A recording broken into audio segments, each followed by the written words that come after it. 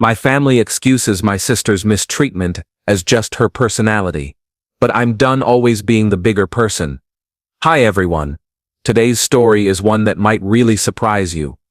But before we jump in, if you enjoy this kind of content, don't forget to hit that subscribe button.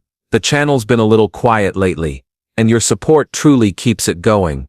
I'm James, 36M, and I've spent most of my life walking on eggshells around my younger sister Emily, 28F. For as long as I can remember, my parents have dismissed her hurtful remarks, manipulative behavior, and public insults as just how she is, or her being honest. They've always expected me to take the high road, to let things go, to understand that she didn't mean it that way. The final straw came last weekend at my father's retirement party. It was meant to be a celebration of his 40 years at the same company, a gathering of family, friends, and former co-workers. Everything was going smoothly until Emily took the microphone. What was supposed to be a toast quickly turned into a roast, aimed directly at me. She started off by saying, "While we're here celebrating Dad's accomplishments, let's take a moment to appreciate James's lack thereof." The room went silent. She proceeded to joke about my recent divorce, saying even my ex-wife couldn't stand being around me. She made comments about me being childless at 36, and twisted childhood stories to make me look foolish. She even mentioned a period when I struggled with my mental health post-divorce, claiming I was just being overly dramatic for attention. I noticed some of my dad's colleagues shifting uncomfortably. My mom sat there with a frozen smile, occasionally laughing, almost as if to signal to the room that this was all meant to be taken lightly. My dad looked embarrassed, but said nothing. No one stopped her. When she finally finished, there was awkward applause. A few people came up to me afterward and asked if I was okay, which somehow made it even more humiliating. The next day, I confronted my parents. Their reaction? Exactly what I expected. "That's just how Emily is," my mom said. "She didn't mean anything by it. She was just trying to be funny," my dad added. "Don't take it so personally." I pointed out that Emily had humiliated me in front of his friends, and that her remarks weren't just jokes, they were cruel. My mom sighed and said, "James, you've always been so sensitive. Emily's just more direct than you. I'm tired of being told to tolerate behavior from my sister that wouldn't be acceptable from anyone else. I'm tired of being called too sensitive when I react to targeted cruelty. I've tried talking to Emily directly in the past, but she either brushes me off or flips the situation to make herself the victim.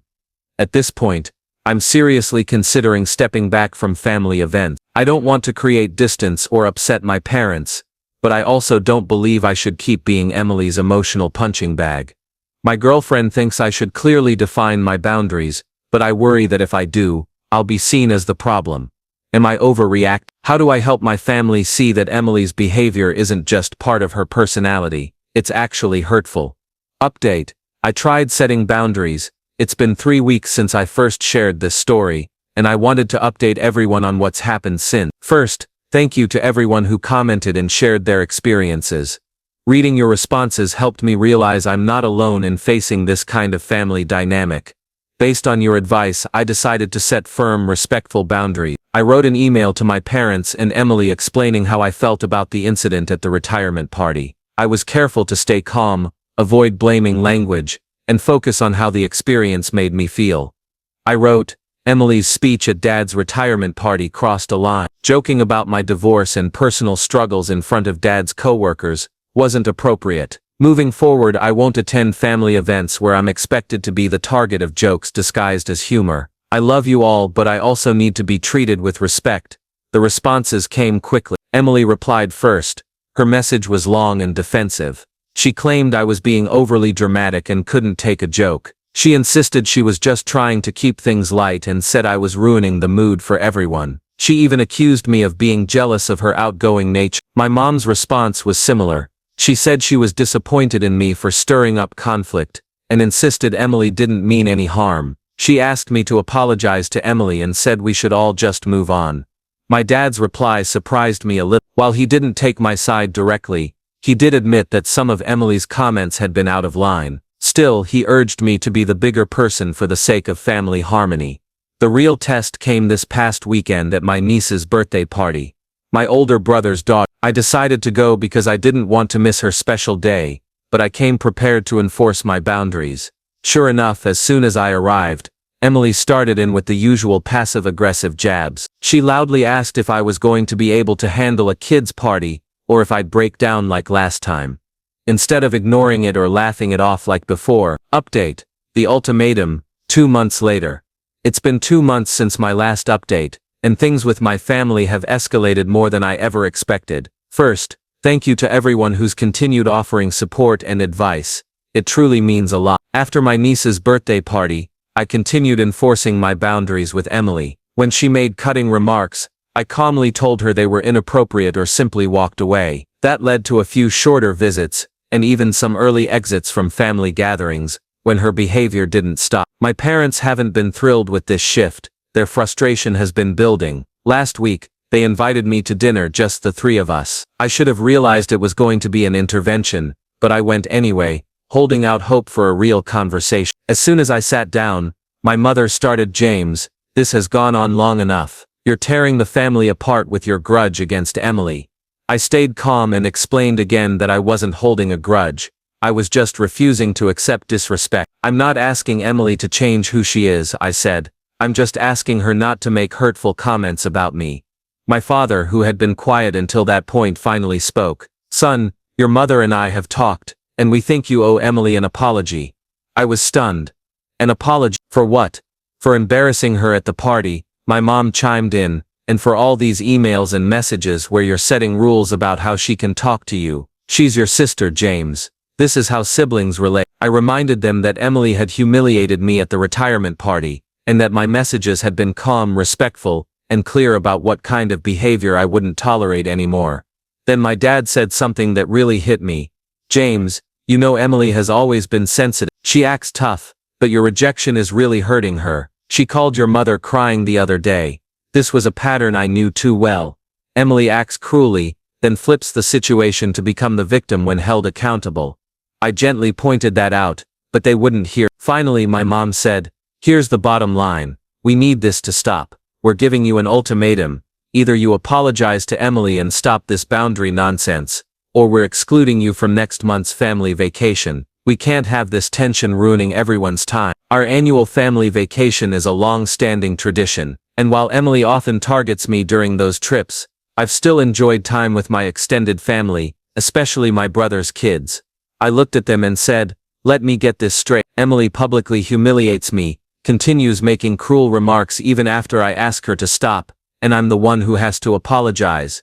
My father let out a heavy sigh. "James, sometimes being family means accepting people as they are. Emily may never be the kind of sister you want, but she is your sister, and your mother and I won't be around forever to mediate." I told them I needed time to think and left shortly after. The drive home was a blur of frustration and sadness. When I got back, I found several text messages from Emily, some playing the victim. "I can't believe you're making such a big deal out of this," and others attacking me. "You've always been jealous of me. Now you're trying to turn mom and dad against me." I haven't responded. My girlfriend has been incredibly supportive, but she's worried about the emotional toll this is taking on me. I've had trouble sleeping and constantly find myself replaying conversations in my head. Part of me wants to give in, apologize, go on the trip, keep the peace, but I also know doing that would just reinforce the same toxic pattern I've lived with for years. A pattern where my feelings are dismissed and Emily's behavior is always excused. I've scheduled a therapy appointment next week to help me work through this. But right now, do I stand my ground and risk being cut off from my family, or do I sacrifice my boundaries for the sake of family harmony? Final update. 6 months later. The decision. It's been 6 months since my parents gave me the ultimatum, and a lot has changed. First, I want to thank everyone who's supported me throughout this journey. Your encouragement and advice helped more than you know. After my last update, I started therapy. In those sessions, I gained a lot of clarity about my family dynamic. My therapist helped me recognize a long-standing pattern. In my family, Emily's feelings and behavior were always prioritized, while mine were routinely dismissed. Giving in to the ultimatum would only have reinforced that unhealthy cycle. With that new perspective, I made my decision. I wrote an email to my parents, telling them I would not be apologizing to Emily for setting boundaries, and therefore I would not be going on the family vacation. I emphasized that I loved them, but I needed them to respect my right to protect my mental and emotional well-being. Their response was exactly what I expected. My mother sent a string of emotional texts about how I was breaking her heart. My father called to say I was being selfish and stubborn. Emily, true to form, took to social media with vague posts about toxic people, and cutting out negativity posts that, of course, several family members understood were about me. The vacation came and went without me. According to my brother, who's been surprisingly supportive throughout all of this, Emily spent most of the trip complaining about me, portraying herself as the victim. My absence became a frequent topic of conversation, which frustrated my brother. He just wanted his kids to enjoy the vacation without all the drama. When they got back, I braced myself for a long period of silence or more guilt-tripping, but something unexpected happened instead. My dad called and asked if I wanted to grab coffee, just the two of us. I agreed, cautiously hopeful. When we met, he looked tired. He made small talk at first, then got to the point. "I've been thinking a lot about what you said," he admitted. "About how we've always expected you to accommodate Emily's personality." Then he told me something surprising. Without me there to absorb Emily's comments during the vacation, she started directing her usual sarcasm and jabs toward others, including him. "I guess I never really noticed how often she does it," he said quietly. "Or maybe I just got used to it, because it was always aimed at you." It wasn't a full apology, but it was something. He even suggested that maybe the family should try therapy together. That's something I had proposed years ago, and was immediately shut down. Now it didn't sound so unnecessary anymore. If this is the end of the story, it's not a tidy one, but it's real. Setting boundaries didn't magically fix everything, and it certainly didn't win me universal support, but it gave me something more important: self-respect, clarity, and the start of healthier relationships on my terms. It's still early days and there's a lot to rebuild, but for the first time in a long time, I don't feel like the family punching bag. I feel like a person who matters. Final update: 6 months later, breaking the cycle. It's been 6 months since my parents gave me an ultimatum, and a lot has changed. First, thank you, everyone who offered advice, support, or simply listened. Your words made a real difference. I felt seen in a way I hadn't by my own family in years. After my last update, I began therapy. Those sessions gave me clarity I didn't know I needed. My therapist helped me recognize a painful truth in our family: Emily's feelings were always centered, while mine were minimized. If I gave in to the ultimatum, I'd just be reinforcing that toxic pattern. So I made my decision. I emailed my parents explaining that I wouldn't apologize to Emily for setting boundaries, and I wouldn't be joining the family vacation. I told them I loved them, but I needed them to respect my right to protect my well-being. Their reaction was exactly what I expected. My mom sent a stream of emotional texts about how I was breaking her heart. My dad called and said I was being selfish and stubborn. Emily went straight to social media, posting vague things about toxic people and cutting out negativity. Family members reached out, subtly and not so subtly, making it clear they knew those posts were about me. The vacation happened without me. My brother, who's been quietly supportive through all this, told me that Emily spent much of the trip complaining about me, painting herself as the victim. My absence, ironically, became one of the main topics of conversation. My brother just wanted his kids to have a drama-free vacation, but instead the spotlight shifted to Emily's grievances. I expected the cold shoulder after that, but then unexpectedly, my dad called and asked if I wanted to meet for coffee, just the two of us. I said yes, cautiously hopeful. When we met, he looked tired. He danced around the topic for a bit before saying, "I've been thinking a lot about what you said, about how we've always expected you to adjust to Emily." He admitted something I never thought I'd hear. Without me there, Emily started directing her usual sharp remarks at others, including him. "I guess I didn't realize how often she does it," he said. "Or maybe I just got used to it when it was always aimed at you." It wasn't a full apology, but it was something. I told him I'd consider family therapy, but only if everyone acknowledged that there was an actual problem, not just James being too sensitive. He agreed to talk to my mom. Over the following weeks, my mom slowly came around, though more reluctantly than my dad. It helped that in my absence, Emily had started aiming her honesty at her too. Suddenly it wasn't so funny when she was the target. 3 months ago we had our first family therapy session. Emily initially refused, calling it a ridiculous waste of time, but eventually agreed after our parents insisted. The therapist was excellent, carefully navigating the tangled mess of our dynamics. The first few sessions were tense, but then something shifted. In our third session, Emily admitted that she often felt overshadowed by me growing up. I got better grades, was more athletic, and generally received praise and recognition. Her constant jabs were her way of cutting me down to make herself feel less small. It didn't excuse her behavior,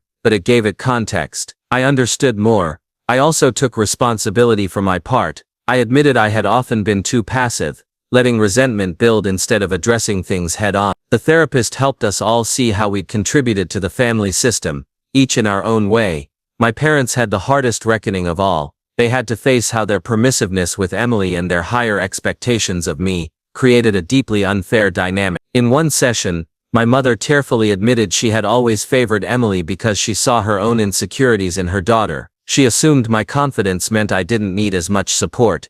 We're still working through a lot. This won't be fixed overnight. Emily still slips into old habits sometimes, but now there's a framework to address it, and more importantly, my parents have started holding her accountable instead of excusing it. Just last week, we had a small dinner for my mom's birthday. At one point, Emily started to make one of her usual remarks about my recent promotion, but caught herself mid-sentence. There was a pause, then she said, "Congratulations on the promotion, James. That's really great." It was awkward, but it was also progress. I've learned that standing up for myself doesn't make me the problem, even if that's the role I was assigned in my family for years. I've also learned that real change is possible, even in the most deeply rooted dynamic, but it requires something from everyone: acknowledgement, accountability, and a commitment to do better.